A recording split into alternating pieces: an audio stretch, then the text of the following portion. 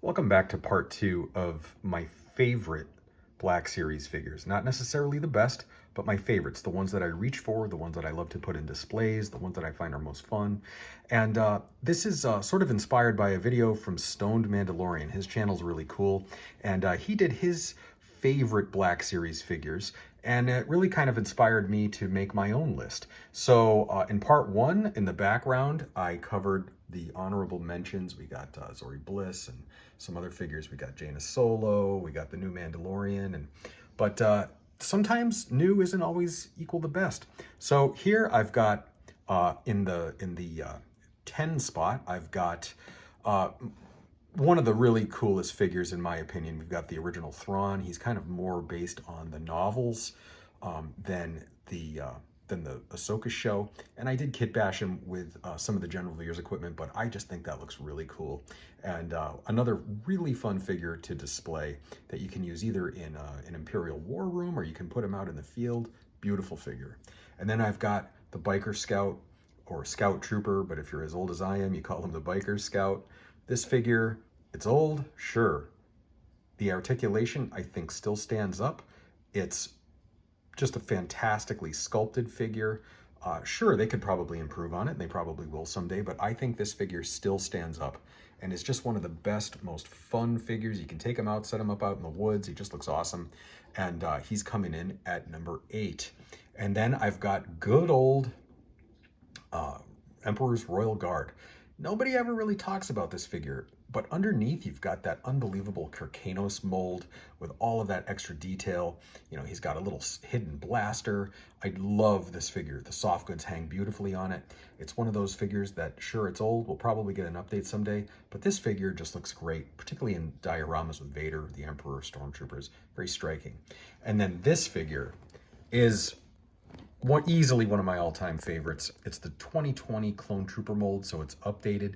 It's not the newest one, but I don't really care.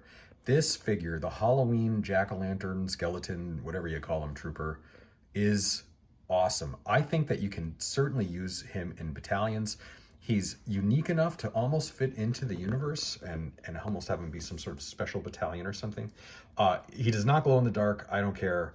This is fantastic, unique, original.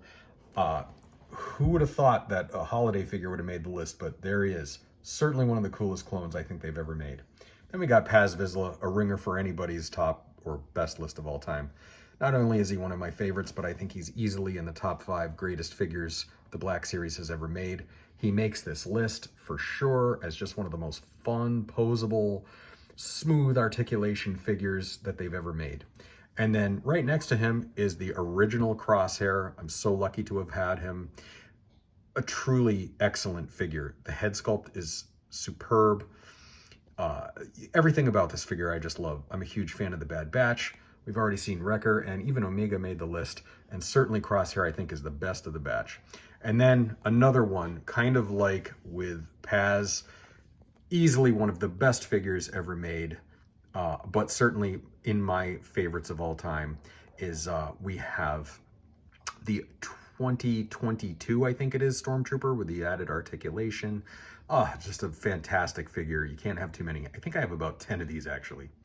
And then both Luke Skywalkers from The Mandalorian. This is the one that came in that Grogu expanded pack, and this is the Imperial Light Cruiser Luke.